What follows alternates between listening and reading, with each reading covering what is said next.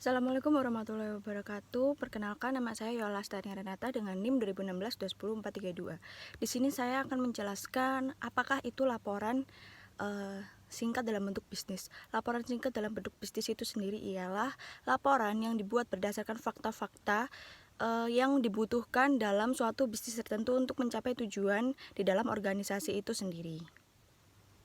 Secara umum, laporan singkat di dalam dunia bisnis biasanya tidak dilengkapi dengan judul, halaman, namun dilengkapi dengan format-format yang akurat dan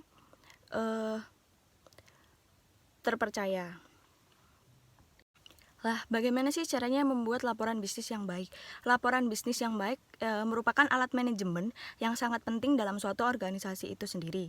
Tujuan mengembangkan suatu laporan adalah membuat informasi sejelas mungkin, katakan kepada para pembaca apa aja yang mereka perlu ketahui, lebih jelas atau tidak jelasnya. Lalu Anda menyajikan suatu informasi yang dapat memenuhi kebutuhan mereka. Apakah yang mereka tidak ketahui seperti itu? Apakah informasi-informasi yang harusnya diberikan dalam bentuk secara lebih formal?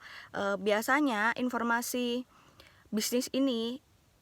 laporan bisnis ini mencakup 3 elemen, yaitu pertama ada informasi yang akurat, kedua adanya isi yang menunjukkan suatu pertimbangan penulisan yang baik, dan ketiga adanya format, gaya, dan organisasi yang sesuai dengan kebutuhan para pembaca. Nah, berikut ini adalah hal-hal yang mungkin saja bisa dilakukan agar tidak terjadi distorsi dalam laporan bisnis. Yang pertama yang bisa dilakukan adalah jelaskan fakta yang relevan dengan peristiwa yang sedang terjadi. Jadi pada saat kita membuat laporan bisnis, alangkah baiknya kita membuat dengan sesuai tentang fakta yang ada di lapangan tersebut, agar para pembaca itu mendapatkan informasi yang memang tidak abal-abal dan itu ada buktinya. Yang kedua, laporkan semua fakta yang relevan. Yang ketiga ada tempelkan fakta yang ada di dalam suatu perspektif. Lah, biasanya banyak masyarakat yang berspektif atau berspekulasi berbeda terhadap sesuatu pokok bahasan. Nah, ini harus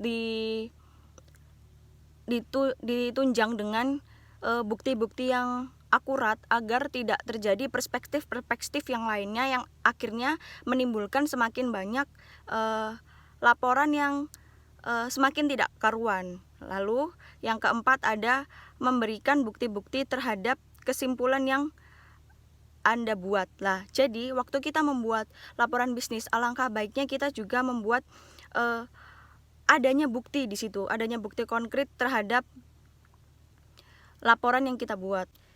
Dan yang terakhir adalah menjaga bias pribadi dalam suatu laporan yang Anda buat. Jadi misalkan seperti ini, meskipun Anda disuruh untuk membuat laporan bisnis, alangkah baiknya Anda juga menjaga perkataan dan gaya penulisan di dalamnya. Jangan sampai tulisan-tulisan yang Anda buat itu menyinggung antar pembaca juga.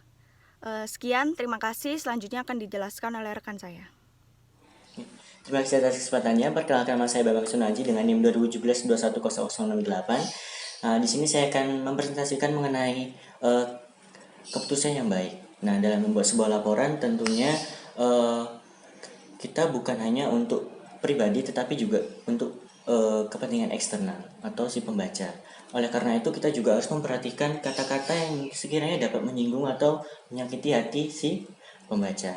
Nah, dalam laporan tersebut ada beberapa hal yang dapat membuat si pembaca itu akan merasa senang. Yang pertama adanya ide pokok dalam permulaan suatu laporan, di mana saat kita membuat sebuah laporan, hendaknya kita pada awal kita memberitahu topik apa yang akan kita bahas dalam laporan tersebut, sehingga pembaca juga tidak terlalu membaca lebih dalam, tapi dengan pembahasan itu si pembaca bisa tertarik untuk melihat laporan tersebut, lalu melihat fakta-fakta yang tersedia, yaitu fakta-fakta yang konkret di mana dengan bukti-bukti yang nyata sehingga si pembaca juga tertarik akan laporan ini, lalu menerima uraian dan cerita secara menyeluruh, lalu menggunakan bahasa yang mudah dimengerti, di mana Tentu dengan menggunakan bahasa yang mudah dimengerti, si pembaca pun juga dapat mengerti apa yang kita sampaikan dalam laporan tersebut. Lalu mempelajari sesuatu yang dapat membantu pekerjaan si pembaca agar lebih mudah. Nah, di sini kita juga harus mempelajari dalam mempelajari lebih dalam mengenai topik pembahasan ini, sehingga pembahasan ini bisa membantu si pembaca untuk menyelesaikan pekerjaannya untuk bisa lebih mudah lagi. Oke, selanjutnya saya akan menjelaskan mengenai format dan gaya penulisan laporan. Nah, sebelum kita membuat sebuah laporan, kita harus mengetahui dulu format dan gaya laporan apa yang akan kita buat atau rancang. Nah, ada gaya laporan penulisan formal, informal, lalu ada juga berupa format memo atau surat manuskrip. Nah, di sini ada hal-hal yang perlu kita perhatikan sebelum kita membuat sebuah laporan. Yang pertama, siapa yang berinisiatif membuat laporan? Nah, jika laporan itu dari inisiatif kita sendiri, kita harus mengorek atau mempelajari lebih dalam tentang latar belakang dari subjek tersebut. Nah, sedangkan kalau laporan otoritas pasti disusun atas dasar orang yang meminta kita. Lalu, yang kedua, apa subjek yang akan dimasukkan di dalam sebuah laporan tersebut. Nah, tentunya beda jika contohnya karena begini, surat laporan itu subjek dalam laporan tersebut itu akan berpengaruh terhadap format dalam penulisannya. Contohnya misalnya dalam melakukan audit di perusahaan, tentu audit keuangan dan perusahaan tentu pasti isinya berbentuk tabel-tabel. Sedangkan kalau laporan yang bersifat hak paten pasti itu isinya seperti pasal-pasal. Nah, itu mengapa subjek di sini sangat penting. Lalu selanjutnya ada kapan suatu laporan ini dibuat. Nah, apakah laporan ini rutinitas atau laporan khusus? Kalau laporan rutinitas pasti berdasarkan waktu, berdasarkan apakah harian, bulanan, atau tahunan. Sedangkan kalau laporan khusus, itu laporan yang timbul ketika ada hal yang kita tidak tahu, hal yang benar-benar bukan sesuatu yang rutin. Misalnya, terjadi penurunan drastis pada tahun ini. Nah, itu kan tidak rutin. Nah, oleh karena itu kita juga harus tahu kapan suatu laporan ini akan dibuat. Yang keempat, itu ada kemana laporan itu akan dikirim. Nah, suatu laporan dapat digunakan untuk kepentingan internal atau eksternal. Jika laporan itu digunakan untuk kepentingan internal, maka formatnya itu berupa format memo, yang dimana isi jumlah halamannya itu kurang lebih 10 halaman. Sedangkan kalau untuk laporan yang ditujukan untuk ke pihak eksternal, itu bisa berupa surat maupun formatnya manuskrip, yang dimana untuk manuskrip sendiri isi halaman itu lebih dari 5 halaman, sedangkan kalau surat itu kurang lebih 5 halaman. Nah, selanjutnya yang kelima, mengapa suatu laporan itu dibuat. Nah, untuk laporan informasional biasanya itu memfokuskan pada fakta-fakta yang terjadi dalam suatu organisasi. Sedangkan laporan analitikal mencakup analisis, penafsiran atau kesimpulan dan rekomendasi. Nah, laporan informasional disusun atas dasar subtopik, sementara laporan analitikal umumnya disusun untuk menyoroti poin-poin yang ada dalam kesimpulan, rekomendasi, atau alasan-alasan yang perlu dikemukakan dalam suatu laporan. Nah, lalu yang keenam, bagaimana sikap si pembaca? Jika si pembaca itu setuju dengan laporan kita, maka si pembaca akan langsung direct order, di mana dia langsung melihat pada ide-ide pokok seperti kesimpulan, rekomendasi. Nah, lalu sedangkan jika si pembaca tidak setuju dengan isi laporan kita, maka secara tidak langsung atau indirect order. Nah, dimana ini lebih melihat ke hal-hal yang rinci menuju ke topik dari sebuah laporan. Mungkin itu saja yang dapat saya sampaikan atau dapat saya presentasikan. Kurang lebihnya mohon maaf. Selanjutnya akan dijelaskan oleh teman saya. Baik, di sini saya akan melanjutkan presentasi dari rekan saya. Perkenalkan, nama saya Nadila Aristantia dengan NIM 2017-210-395. Di sini saya akan menjelaskan tentang penentuan format dan panjang laporan. Jika Anda sedang mempersiapkan suatu laporan status secara berkala, Anda dapat mengikuti standar yang memungkinkan pembaca untuk membandingkan hasil dari suatu laporan dengan laporan lainnya. Umumnya, dalam berbicara, Anda kurang memiliki fleksibilitas terhadap format dari panjangnya suatu laporan. Oleh karena itu, keputusan Anda sebaiknya didasarkan pada kebutuhan pembaca. Nah, pembaca juga sebaiknya tahu tujuan penulisan laporan sehingga mereka dapat menentukan apa yang ingin mereka ketahui berkaitan dengan materi yang diajukan dan format penyajian seperti apa yang mereka inginkan. Berdasarkan informasi ini, penulisan dapat dengan mudah memilih format laporan di antara 4 pilihan berikut. Yang pertama yaitu pre-printed. Bentuk sebelum dicetak, pre-printed pada dasarnya digunakan untuk mengisi laporan yang kosong. Nah, kebanyakan laporan pre-printed relatif pendek, mungkin 5 sampai kurang dari 5 halaman, dan berkaitan dengan informasi rutin. Jika diminta untuk membuat laporan otoritas, Anda dapat menggunakan format pre-printed. Nah, yang kedua yaitu surat. Format surat dapat digunakan untuk laporannya yang jumlah halamannya 5 atau kurang dan ditunjukkan kepada pihak luar organisasi. Nah, laporan tersebut mencakup semua bagian surat dan dilengkapi dengan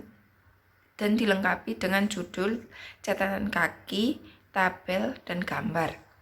Yang ketiga yaitu memo. Format yang paling umum untuk laporan singkat yang digunakan untuk kepentingan pihak intern organisasi. Memo mencakup beberapa hal seperti tanggal, kepada, atau, dan subjek. Yang keempat yaitu manuskrip.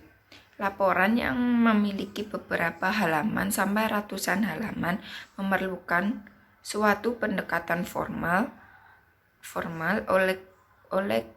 oleh karena panjangnya format manuskrip memerlukan lebih banyak komponen baik sebelum teks maupun teks. Nah, panjangnya laporan yang Anda buat sangat bergantung pada subjek dan tujuan Anda, dan juga dipengaruhi oleh hubungan Anda dengan pembaca. Jika laporan tersebut relatif asing, skeptif, materinya non-rutin atau kontroversial, Anda harus menjelaskan poin-poin Anda secara terperinci. Jika istilah-istilah yang Anda gunakan cukup familiar bagi pembaca, para pembaca setuju dengan Anda, atau jika informasi tersebut bersifat rutin dan tidak kompleks, Anda dapat membuat suatu laporan dengan ringkasan yang jelas. Pada umumnya, laporan singkat lebih umum dalam bisnis daripada laporan panjang. Nah, yang selanjutnya itu penentuan struktur dasar. Di sini ada 3 masalah yang muncul dalam menentukan struktur dasar, yaitu yang pertama, informasi apa yang seharusnya dimasukkan, apakah semua data atau data yang dieliminasi. Yang kedua yaitu pendekatan psikologis apa yang sesuai dengan pembaca tertentu, apakah direct order atau indirect order. Yang ketiga yaitu metode apa yang akan Anda gunakan agar materinya jelas dan meyakinkan. Menggunakan pengorganisasian suatu topik atau dasar, tingkat pentingnya, urutan kronologis, lokasi, kategori, ataukah mengorganisasikan suatu ide menurut argumen logis. Sekian presentasi dari saya, selanjutnya akan dijelaskan oleh rekan saya. Terima kasih atas kesempatannya. Perkenalkan, nama saya Jazila Tulihmia dengan NIM 2017-210652. Di sini saya akan mempresentasikan mengenai pengorganisasian laporan singkat. Nah, dalam sebab ini kita dapat melihat bagaimana seseorang itu mengembangkan argumentasinya ketika mereka memberitahukan apa maksud dan tujuan dari informasi atau analisis yang penting. Setelah itu, kita bisa memilih suatu rencana organisasional yang sesuai dengan topik dan tujuan kita. Selanjutnya adalah pengorganisasian memo dan laporan informasi. Suatu laporan informasional itu mempunyai tujuan khusus di mana kita harus menjelaskan sesuatu dengan istilah yang tegas. Laporan informasional ini banyak digunakan dalam dunia bisnis berupa monitoring dan operasi pengendalian, pernyataan prosedur dan kebijakan, laporan aktivitas personal, dan laporan dokumentasi kerja klien. Dalam menuliskan laporan informasional, kita tidak perlu memikirkan bagaimana nanti reaksi si pembaca. Si pembaca akan menanggapi materi secara tidak emosional. Jadi kita hanya perlu memberikan informasi secara langsung dan secara logis dan akurat. Sehingga informasi yang kita berikan si pembaca menanggapi materi tersebut tepat sesuai dengan yang kita maksud dan bisa menggunakan informasi tersebut secara praktis. Suatu laporan informasional itu ada dua. Yang pertama itu laporan periodik atau berkala, dan yang kedua itu laporan aktivitas personal dalam suatu konferensi. Nah, laporan periodik atau berkala itu adalah suatu laporan internal di mana laporan tersebut menjelaskan apa yang terjadi dalam suatu divisi atau departemen dalam periode tertentu. Nah, tujuan dari laporan periodik itu adalah memberikan informasi atau gambaran bagaimana divisi atau departemen itu berjalan dan manajer dapat mengikuti perkembangan dan bisa melakukan koreksi bila mana tertentu. Nah, laporan periodik ini biasanya disajikan dengan memo, dalam bentuk memo, di mana laporan itu singkat dan menyeluruh.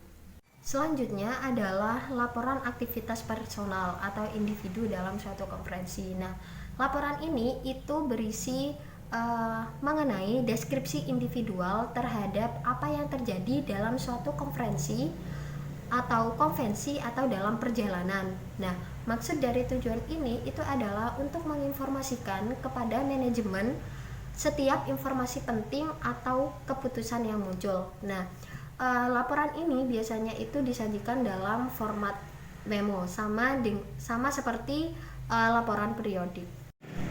Berikutnya adalah pengorganisasian laporan analitikal. Nah, dalam pengorganisasian laporan analitikal ini itu terdiri dari 3 laporan. Yang pertama, laporan justifikasi, yang kedua, usulan bisnis baru di luar klien, dan yang ketiga, laporan troubleshooting. Nah, yang pertama, laporan justifikasi itu adalah usulan internal yang digunakan untuk melakukan persuasi kepada manajemen puncak agar mereka dapat menyetujui suatu investasi atau proyek tertentu.